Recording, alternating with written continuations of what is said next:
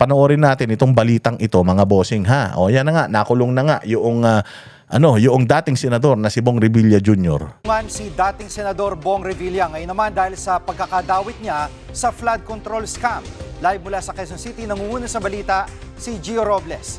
Gio, saan ba nakakulong itong si Senator Bong Rev? Jiggy, nakakulong na sa New Quezon City Jail. Dito sa Payatas ang dating senador.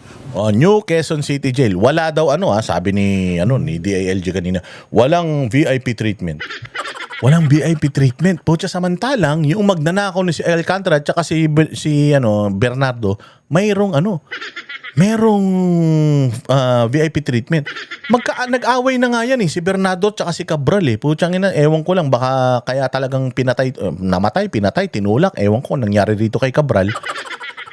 Pero putya, si Cabral talagang nakakaalam ng lahat ng mga kalokohan nila, lahat ng mga skandalo nila. Putsang ina niyan, pinatay, namatay, nalaglag, ewan. O kayo, sabi ko nga sa inyo, grabe yung conspiracy talaga rito. Sa sobrang laki ng perang pinag-uusapan natin, puta, may mga nalalaglag sa bangin bigla. Oo, ganyan ang nangyayari sa Pilipinas. Tas ito si Senator Bong Revilla, nandiyan dyan. E paano kung inosente na naman yan? Katulad nung nakaraang plunder sa kanya. Nung nakaraang plunder sa kanya, dilawan ang tumarabaho sa kanya. O paano kung parehas, not guilty na naman? Putsang ina niyan, imagine 2 beses nyo tinarantado yung buhay ng tao. Di ba? Nung una, putsang ina, sinira nyo na nga yung buhay niya. Buti nanalo pa yan ng senador. Ngayon, ginawa nyo na naman. O kasi nga, playbook nila yan. Playbook niya, ang dami rin tangang Pilipino, ang dami rin bobo na putsang ina, magja-judge kagad kahit na wala pa namang ini-issue ang korte na desisyon, whether guilty or not guilty. Dito sa Pilipinas pa naman, pag kinasuhan ka, puta, parang may kasalanan ka na kagad. Ay, nako, Diyos ko po. Bong Revilla, yan ay matapos siyang sumuko kagabi matapos nga maglabas ng Sandigan Bayan ng arrest warrant laban sa kanya at 6 na kapwa akusado. Mag-aalas 10 kagabi, pumunta sa PNP CIDG sa headquarters sa Camp Crame ang dating senador para kusang... sabi ko nga sa inyo ako again, hindi ko sinasabing may kasalanan nito, hindi ko sinasabing walang kasalanan nito, pero hindi siya tumakbo. Kung ako nagnakaw, kung ako nagnakaw, putang ina, wala na ako. Tumakas na ako. Ginawa man ni Lacson yan, may kaso siya. Ginagawa man ngayon ni Senator Bato de la Rosa dahil baka huliin siya ng ICC. Ginawa naman ni Tevis yan noon. Ginawa naman ni Zaldico yan. 'Di ba? Ang daming mga nagtago. Ginawa nga ni Bonoan yan Kaya lang siguro okay na, kompleto na yung script. Kaya bumalik na siya. Hindi naman siya ginisa talaga kahapon Ginigisa siya tapos deny lang siya ng deny. Tapos hindi man siya na-contempt Alam mo yung ibig ko sabihin, tinatarantado tayo nitong mga to Ginawa nilang chubibo paikot-ikot yung Senate inquiry kahapon. Ito si Senator Bong Revilla sabi ko nga sa inyo, nakasuhan ka ng plunder noon. Nakulong ka mga ilang taon, mga siguro 5 taon nakulong to o baka mga ganoon, 5 taon o 4 na taon or kung ilang taon man, nakulong sila doon. Na-acquit sila. Hindi ka nagnakaw, nakulong ka. Acquitted sila, dismissed yung kaso. Hindi ka nagnakaw, nakulong ka. Paglabas mo, magnanakaw ka? Paglabas mo, magnanakaw ka? Hindi ka nga nagnakaw, nakulong ka. Di pag nagnakaw ka, lalo kang makukulong. You are vulnerable na sa judgment ng mga Pilipino dahil nga judgmental ang mga Pilipino at nakatatak na sa pagkatao mo yung plunder case mo kahit na hindi ka naman na-convict. Nakatatak na yun sa pagkatao. Ang tanga naman ni Senator Bong Revilla na magnanakaw siya ulit. Or magnanakaw siya. Hindi siya nagnakaw noong una na magnanakaw siya. At ito pa, sumuko siya. Hindi siya tumakas, hindi siya tumakbo. Capable man itong tao na ito na tumakas at tumakbo. Pero hindi siya tumakas at tumakbo. Hinarap niya yung kaso niya. Pumunta siya mismo dyan, sumuko siya. Hindi ba sabi ko nga sa inyo kung sinong may bayag, mas may bayag to kaysa kay Lacson. Kasi si Lacson, ang laro niya patalikod. Ito si Senator Bong Revilla, hinarap niya. Hinarap niya yung una niyang plunder, hinaharap niya na naman ito. Paano kung not guilty na naman ito? Paano kung ma-acquit na naman yan? Mantakin nyo, 2 beses nyo na sinira yung buhay ng tao. Tama ba yun?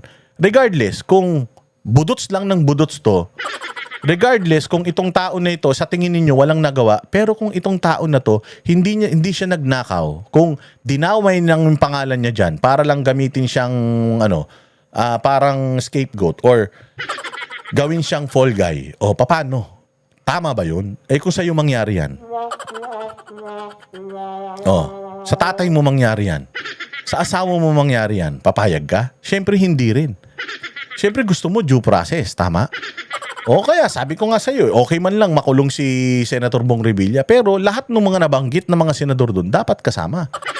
Pero hindi inunas siya. O bakit? At saka sabi ko nga sa inyo senador ang kakanain nila dyan. Susunod dyan si Chi, susunod si Villanueva, si Nancy Bina, hindi na rin naman senador, pero bakit hindi nakulong?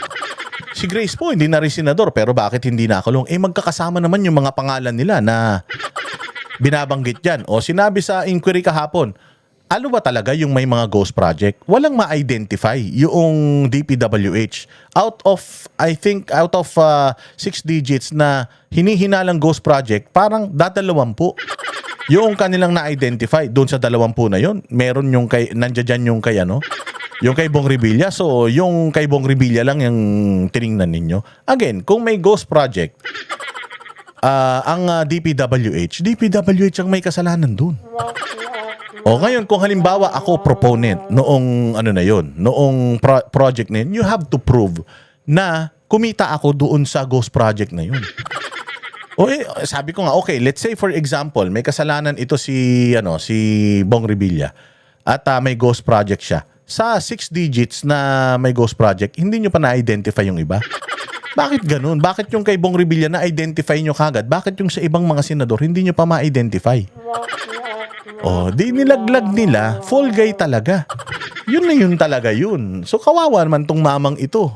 Pucha yan. Anyways. Yan kasi, tumakbo-takbo ka sa ticket ni ni Bongbong Marcos. Ayan tuloy, inilaglag ka. Hindi lang si Bong Revilla. Sabi ko nga sa inyo, mag-ingat kayo na mga nakapalibot kay Bongbong Marcos para lang iligtas niya yung sarili niya. Kahit si Martin Romualdez, ipagkakanuno niyan. Basta lang iligtas niya yung pamilya niya. Kung yung kamag-anak niya, pwede niyang ipagkanuno. Kung si Zaldico na gumawa ng napakaraming pera sa kanila, di umano, tinabla nila. Kung si Pangulong Duterte, tinabla nila, may utang na loob sila doon. Si Inday Sara, tinabla nila, may utang. Kayo pa kaya? Nabanggit yung pangalan ni Mina Pangandaman. Nabanggit yung pangalan ni Bersamin. Nabanggit yung pangalan ng Trigib Olaybar at saka nung isa. Nabanggit din ang pangalan ni Angara. Putang ina niyan. Bakit hindi sila nakakasuhan? Putang ina niyan. Kami ang boses ng masa, hindi natatakot. Katotohanan lang, di kami nalulunod. Walang bahid ng sismis, lahat ay totoo. Kahit sino ka pa, pag mali ka babanatan ka. Walang pinipili kulay, wala kaming kinikilingan. Basta para sa bayan, kami lalaban.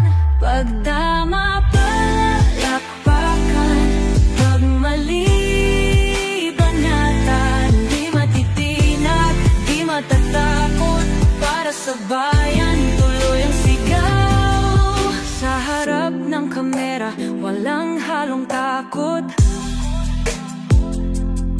Mga baluktot, lahat kayo'y tutumba. Ang hustisya at